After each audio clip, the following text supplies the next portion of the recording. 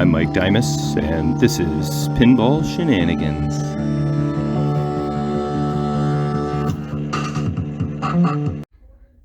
Alright, we are going to do some more Seawitch action on this episode, number 3. Seawitch being from 1980. Did you also know that in 1980 MagnaSave was introduced by Williams? And Xenon was Bally's first talking pinball and featured the voice of Suzanne Ciani. That's pretty cool. What does it say about MagnaSave? A powerful electromagnet under the playfield operated by an extra button on the side of the cabinet enabled the player to grab the ball and prevent it from exiting down the out lane. First used on Black Knight. And just quickly, shout out to Mark's Basement Arcade. You just finally brought in your Spanish Eyes after having it in storage for a few days. Also, Eric Swanson, shout out. Sorry you didn't win my Quick Scan 80. We got sniped in the last couple seconds. What else was I going to say? There was, I don't know, Jeffrey Jones. Hopefully you get your Whirlwind issue sorted out with the brand new Rotten Dog CPU, giving your customer some weird NVRAM issues. But that is just some completely random pinball shenanigans shoutouts. Time to go to the basement and deal with some Seawitchery. Oh, and I almost totally forgot. I was just like at my desk here, and I thought this was worth noting. Like the Museum of Pinball in Banning, California, unfortunately had to shut its doors. So this auction is coming up, and there are 1,100 machines up for auction. It's sad that it is happening. I'm not buying anything, but that is something that would be kind of interesting to check out. It's over the course of 2 different weekends, starting, well, what's today? Wednesday? So I think it starts Friday. I'm pretty sure it starts Friday at noon. Yep. So that could be interesting just to kind of see what prices are, what the prices are for different machines. And yeah, I'll be keeping an eye on that. But yep, I just thought I'd mention that just for fun because I was checking it out. Now you can too. All right, I'm going to record this for fun in time lapse, and we'll see how long it takes to remove all these plastics and get at some rubbers. So here we go.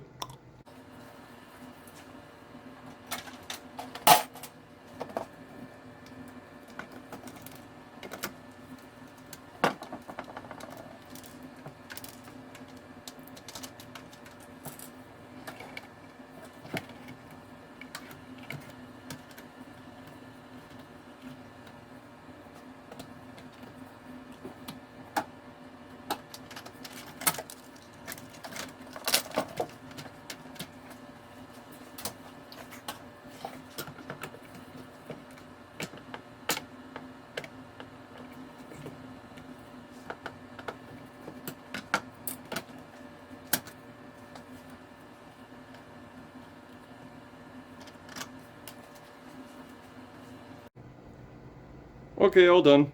All rubbers are accessible. And I've got a couple little spacers here that I had forgotten about. And from what I recall from why I did that is there's something to do with the ball getting caught up here between the glass and this plastic. That's what it was. Somehow the ball would just wedge itself up here and get stuck here. It's kind of a common thing for this game. And I either read that this was a solution, kind of spacing that up higher, or maybe I made it up myself, I'm not sure, but now I remember why those spacers are there. So let's remember that they go there, put them right here, and ball can go there, and yeah, so clean up the playfield and re-rubber. Hey, you sneaky little, off you go. Alright, why not time-lapse this too? Alright, here we go. Cleaning of the playfield. Actually, more like cleaning the mylar surface, which is very easy to do. So, let's get started.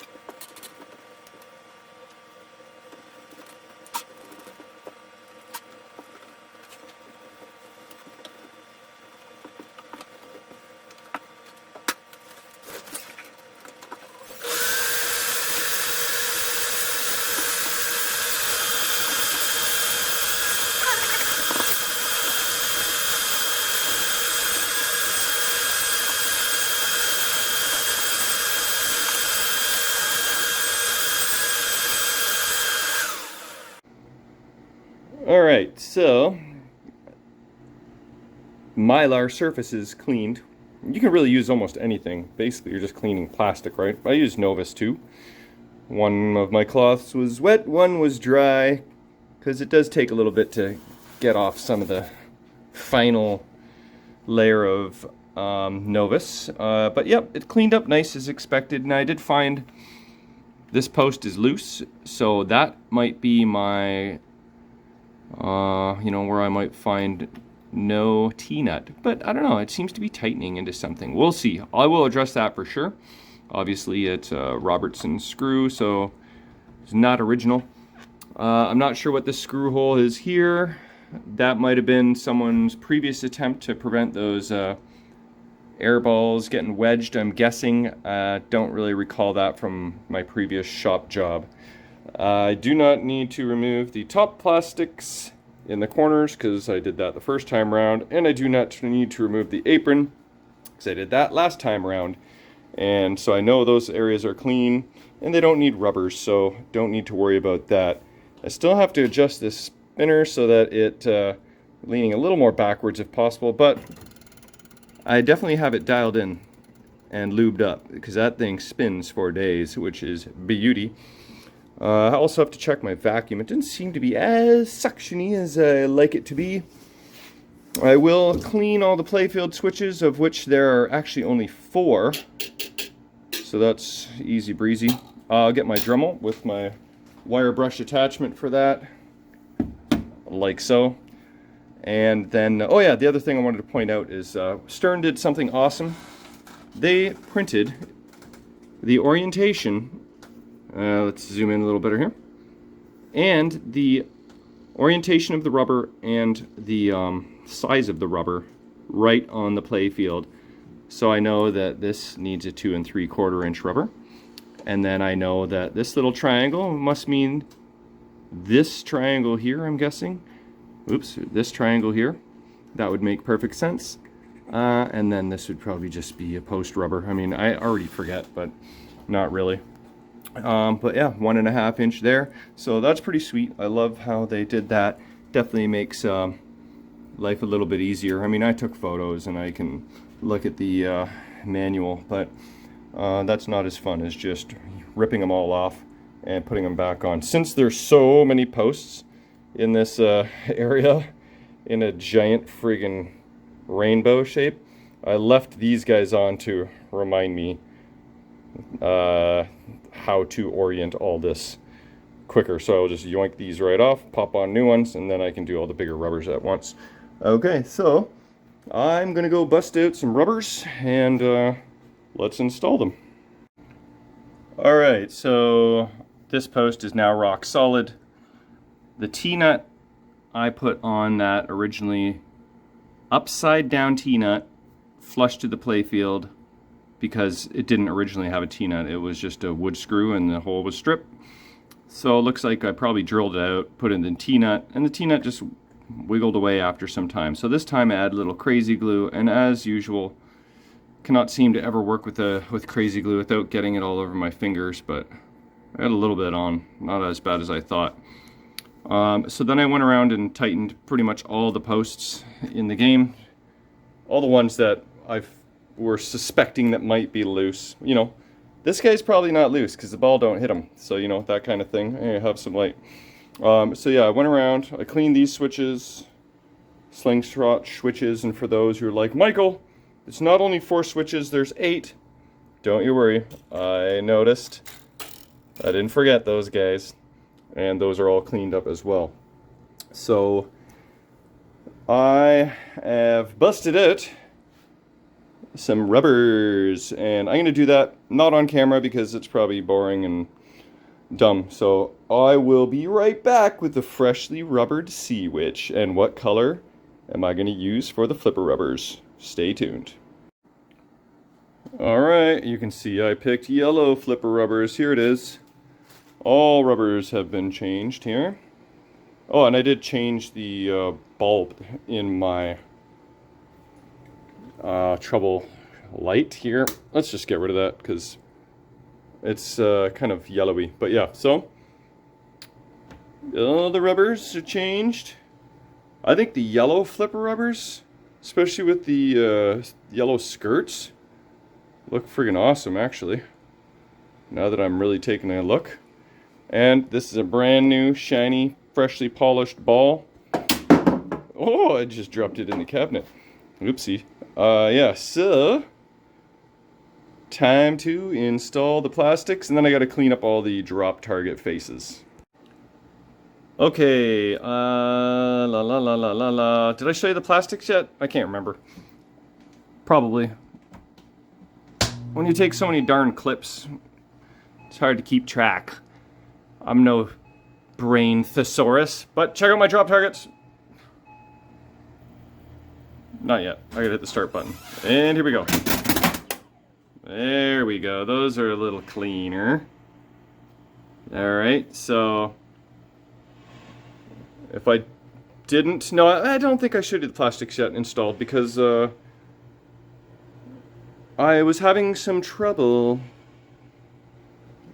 See, these nylon acorn nuts went on no problem, but I have like 200 of them from Dawson Electronics, and I'm not sure that they're threaded inside, so I tried a few because I was going to add a couple more.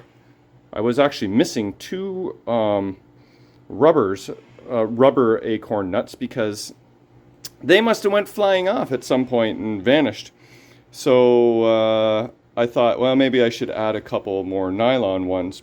I thought I had some other non-Dawson Electronics nylon ones, but I can't seem to find them. Anyway, the Dawson ones don't appear to be threaded, so I think I bought 200 acorn nuts that are probably not going to work. So here's without my troubleshooting light. Yeah, look at that. Everything's been tightened up, rubbered up, cleaned up. Flippers are nice and yellow. Balls installed. Switches are cleaned. Do I need to do one more vacuum? Yes, I do. It's a little speck. Okay, so what I'm going to do is do one last quick vacuum, and then we're going to do a quick little play test game and just see if there are any issues left. I still have to do... it's been a while since I've been messing with the stern. I forgot there's two buttons here. Hit that one. Oh, that does like everything all at once. I just want... Man, oh man, what is going on here? I forgot how to work this, What did I just... I don't know, but I think I just glitched the system. It didn't like what I did there. Anyway, I have to run a lamp test. I'll do that first. So right away I noticed 5,000 is out. So, alright, all systems are go. And I'll be right back and we'll do a little play test. Alright, there we go. I got her into lamp test. And 5,000 appears to be the only bulb that is out. Do you see anything? Am I missing anything? Oh, no. Yep. Okay. And back box. Cool. Alright, so I just need to tweak that one light bulb and then we are good to go. I just checked all the solenoids by hand. Make sure the drop target banks are resetting. You know, when you install new rubbers, if they are a little too big, then the drop targets can actually get caught on them. So I want to test the drop targets. Dropping and resetting, they're all good. Pop bumpers are good, flippers are good, slingshots are good. So let's give this guy a play test, or gal, I guess I should say. Okay, I'm not gonna get my other rig, because if I do that, I have to turn the thing sideways, and then you'll be watching the ball go left and right instead of up and down. And I can't combine a vertical video with a horizontal video with my rookie software, so this is the angle we're going to have to live with for my play testing. But doesn't it look so pretty? Darn, that looks nice. Not going to be able to see very well, but I probably should do, and maybe will do, an actual gameplay video with the proper orientation. But for now, this is more like play testing. I still got a couple of touch-ups on the cabinet I want to do. Remove some cardboard that's stuck to the head face. But turned up the volume a little bit. Vacuumed the Playfield again. And let's see how she goes. So I'm slowly starting to remember the rules. Like, you want to hit the target bank that has the big white X in front of it. That's like your main multiplier. So you can see my blue 2 just to the right there. Oh yeah, okay, so my blue 2 there. If I hit this target there, right there, with the X in front of it, that would have increased my multiplier.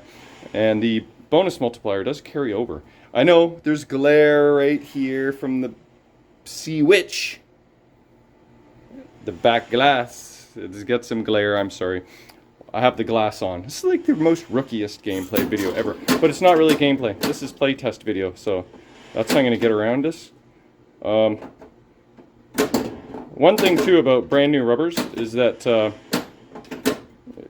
it makes your ball look a little funky because the rubber residue rubs off onto the ball.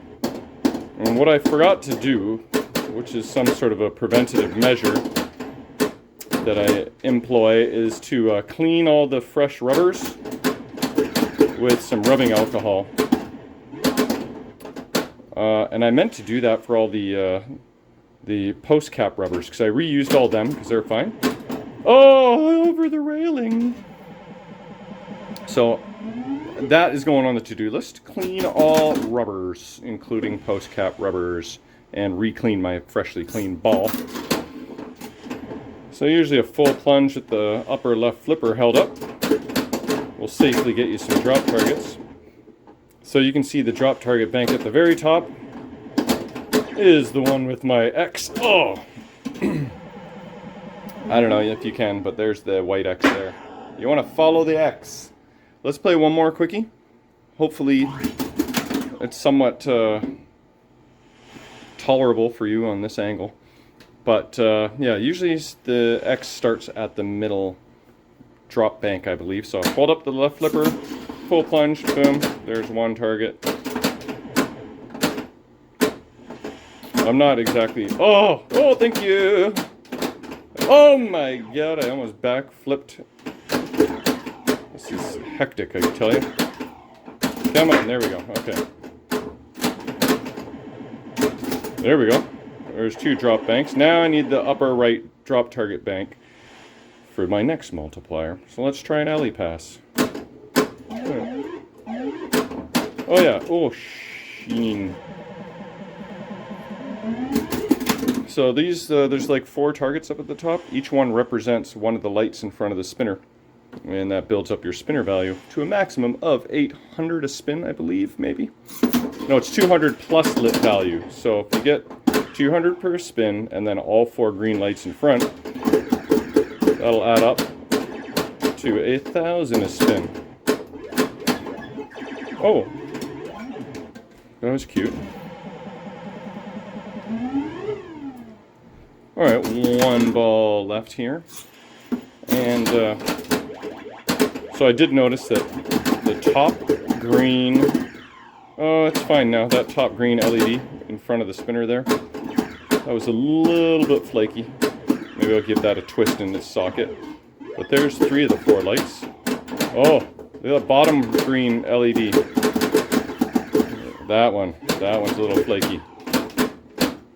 There. They're all 4 in front of the spinner now. Now this is a tough shot to rip, just with the way the playfield is laid out. But I got punished for missing the shot, as I should. Well, I gotta say, it's a good start, and you know, Whirlwind took like, hi honey! Whirlwind took like 26 episodes. Hopefully this 3rd episode is the last of Seawitch, other than maybe a gameplay video, because I don't imagine there's going to be too much more that needs to be done on this machine. I will pull the poop out of it, make sure it's solid. Got a few things left on the to-do list, but there may be more, but what a nice game. I like it. Thanks for watching. See you on the next one.